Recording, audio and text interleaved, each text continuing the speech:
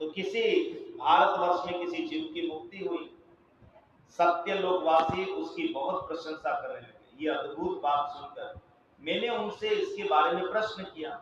उन सर्वज्ञों के मुख से मुक्ति का परम उत्कर्ष तथा दुर्लभता को सुनकर मैंने उस लोक की प्राप्ति के लिए उनसे उपाय पूछा। बहुत उपनिषदों में जो वहां देवी स्वरूप से विराजमान थे थी, वेद तथा स्मृति शास्त्रों के साथ मिलकर उन्होंने ये कहा कि मोक्ष एकमात्र ज्ञान से प्राप्त हो सकता है। अब भी मैंने पूछा कि ये मुक्ति कैसे मिलेगी, ये मुक्ति पद कैसे प्राप्त होगा?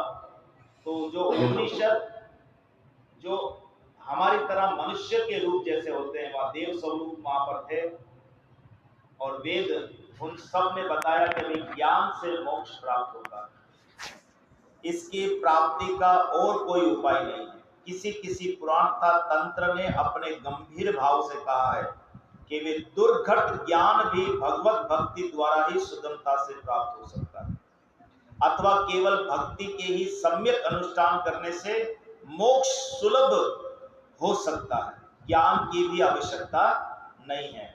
इस बात की पुष्टि के लिए किसी किसी श्रुति या स्मृति ने भी अपनी सम्मति को प्रकट किया।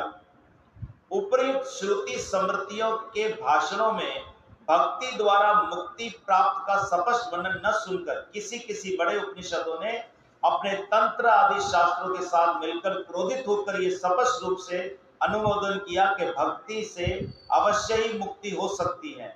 ये सुनकर कोई कोई गुण उपनिषद मन तंत्र तथा महापुराणों के साथ चुप होकर मुस्कुराने लगे। अब जंग छिड़ गई है।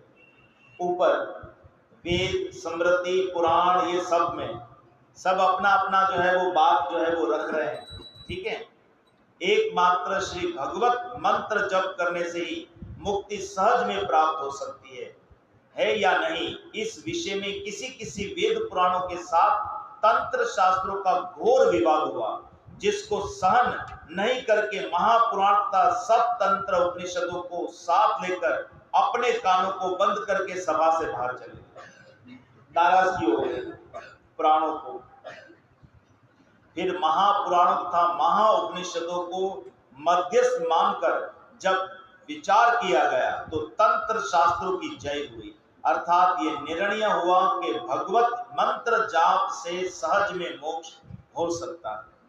ये निर्णय जो है वो आखिर में हुआ कि भाई भगवान के नाम का जप करने से आसानी से जो है वो मोक्ष मिल सकता है।